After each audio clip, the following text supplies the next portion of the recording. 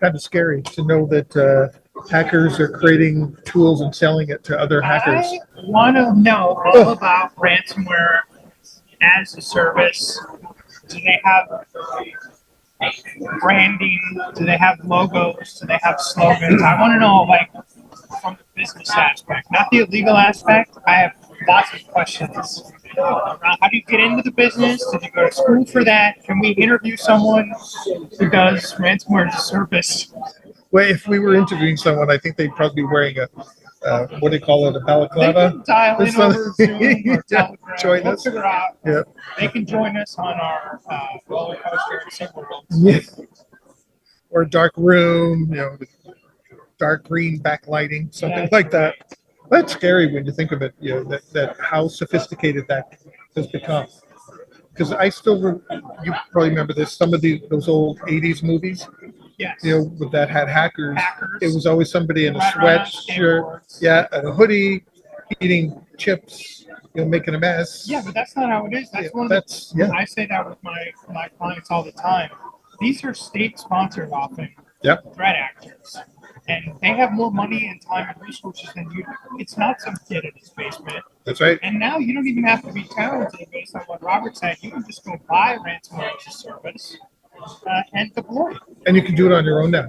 That's unbelievable. Exactly. It's all industries progress, but it's unbelievable how much.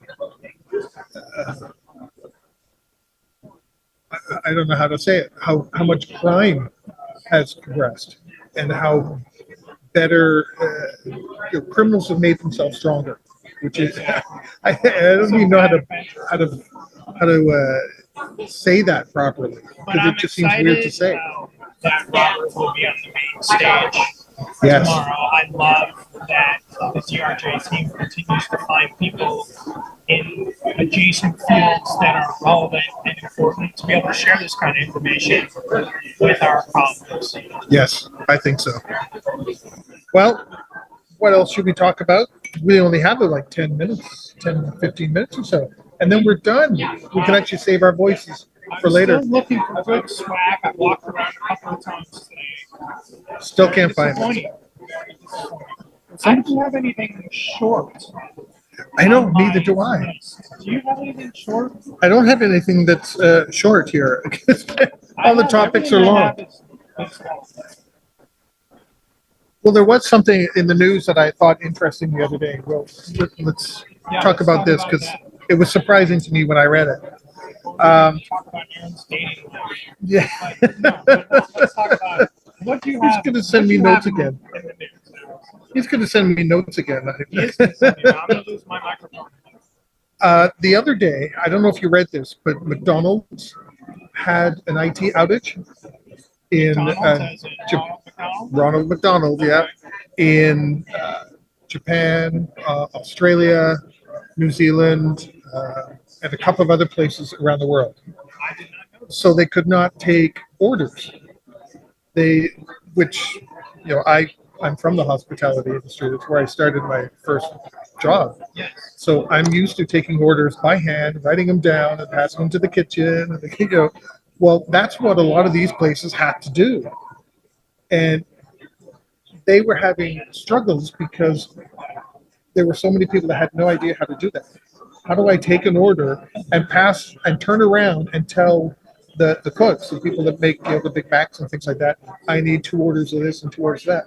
And those people, that's not how they get their orders. They're used to it on a screen that tells them what they need to do. So I can't imagine the trouble and the challenge that the front of the house and the back of the house staff had with that outage. And I haven't seen a follow-up to find out what caused it, because I don't know if it's a cyber attack. I don't know if it was a software glitch or an upgrade that went wrong. But I thought that was so interesting to read, because I had never heard of McDonald's having an IT outage before. I can totally imagine, often in our space, when people are writing business continuity plans or talking strategies, we can do it like we used to manually. Right? If the systems go down, we can do it manually. And I actually tested this with an organization a couple of years ago, trying trying to figure out how to anonymize this story. So they have a process. They have a business process that's fully automated now. And they said, "Oh, we used to do this manually, and so if our systems go down, we can do it again manually."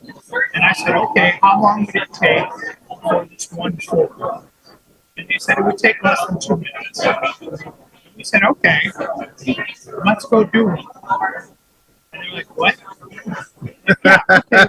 Let's go do one transaction right now. It took us 45 minutes Wow. to do one when they had assumed they could do it in two because it hadn't been done manually in 10 years. Wow. So I just kind of encourage our audience, if your backup plan is to do something manually, do one.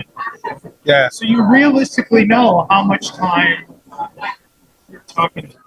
Well, I remember us back in the restaurant days, before all the electronic card swipes and things like that, you could take a MasterCard or a Visa and use I still call it the swipe machine, Yes. back and forth, because the numbers on the cards were raised.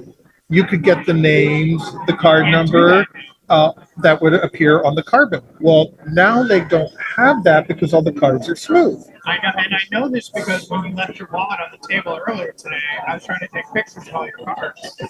There's not even numbers on the cards.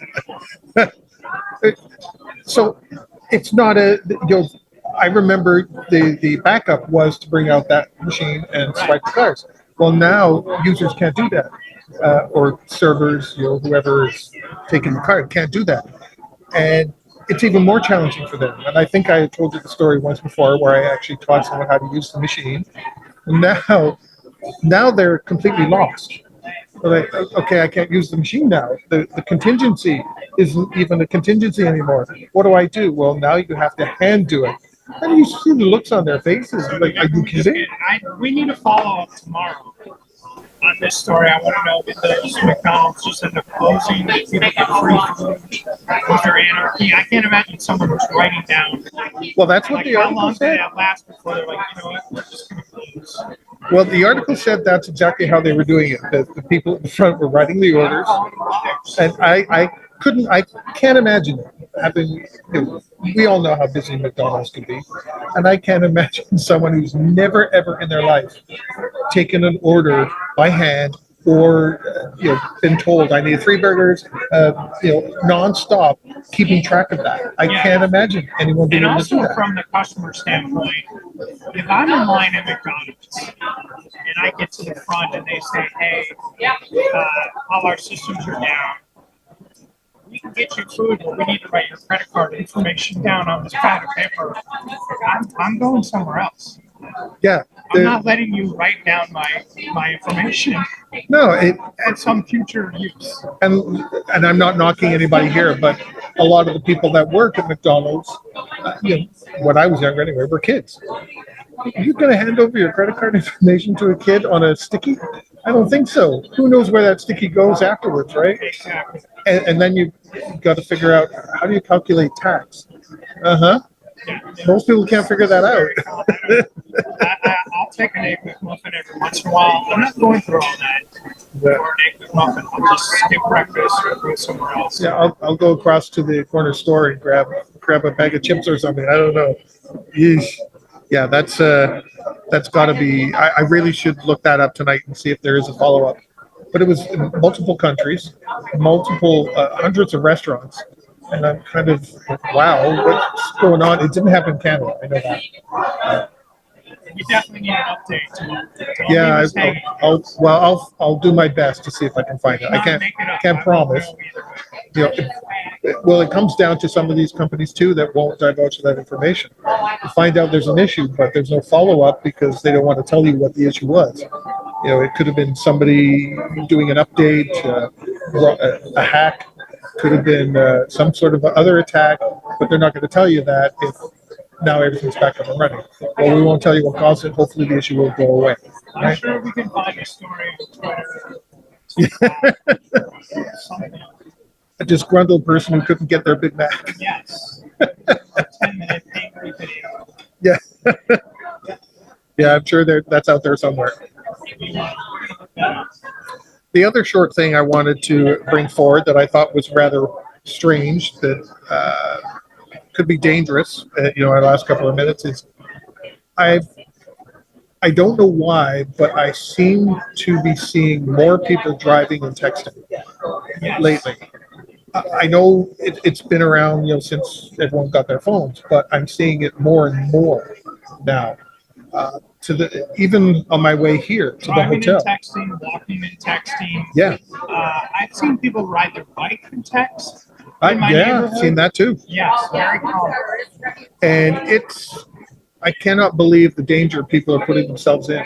One of the scariest ones that I saw was just the other day coming here from the airport, passing one of the shuttle buses, I guess, that for one of the hotels, full of people. And as my taxi passed this bus, the driver had his cell on top of the steering wheel and was texting. And I have to look away because I was just so shocked. Oh my God, you've got a bus full of people. You make one wrong move, and the danger that's going to cause to those people and other drivers. And I can't believe that people aren't paying attention to things they should be paying attention to anymore. And that goes back to what you said earlier on about being desensitized to things. It's just, I've got my cell, everyone has to pay attention to me. It's like, no, that's not the way it goes. Well, they're walking around with his iPhone. Oh, we haven't heard that for a while. It's the end of break time. If you're listening now, you probably noticed it's gotten very noisy the last half hour as they brought out the snacks and drinks and had a 30-minute break between sessions. And now there's the chime, the song of the siren. Yes, a call to return. Luring people back, luring people back to their breakout sessions. Yeah, I remember that last year, that little tune. We weren't sure if they were doing a tune or not. I thought it was Joan Seals with DRJ. No. Anyways, it's not. No, it's probably a hotel employee here doing that for us. It'll calm down, and it'll calm down just as we're wrapping up. Yeah, we've got an action-packed day tomorrow. We do? We've got some very exciting people. We have Stephanie Muskie, who's with Fullick. Here. We've got John Louise, who's Southern. We have Lisa Jones, our conference MC. Yes. Who's going to be joining us. Who was also a part of the roulette last night. Absolutely, Lisa was part of that last night, and we've got some sponsors for tomorrow that we're excited to announce. I'm going to tease them for tomorrow. Yeah, We've got quite a few sponsors and partners. Day 2 of our broadcast. Yep, it's going to be another fun day. Different things to talk about, their sessions, and what's on their mind. I'm sure there's a few things that probably going on we're unaware of because we've been sitting here all day. Absolutely. So if you are listening and there's something going on in the world in general or in the world of resilience that you want to chat with us about or want us to discuss, send us an email, send us a message through LinkedIn. Have a preferred order at McDonald's. We'd love to hear what that is. Curiosity on that. If you were impacted by the McDonald's If you were impacted outage, by let us know. outage, we want to interview. We want to know how you I handled want to it know how you paid, how you got your order, did you get your order, did you give up, and what did you order. did you go somewhere else, and yes, what did you order? Well, James, it's 1:45, so we've come to the end. We have made it through the first day. We have. Unbelievable. I'm starting to feel a bit of a sore throat, so I think I'm going to lose my voice soon. So no talking tonight. No talking tonight. We want to thank our sponsor for this hour, Speaker Bureau Marketplace, connecting event organizers with speakers in resilience, cybersecurity, and human resources. Their mission is to connect audiences to experts, which spark the conversation. We also want to thank all of our sponsors for today, Flexential, Moonmaker Advisory, and Stone Road. Thank you for being a part of this, for being on this journey with us. Alex, it's always a pleasure. Aaron, thank you for keeping us slightly on task, mostly on task.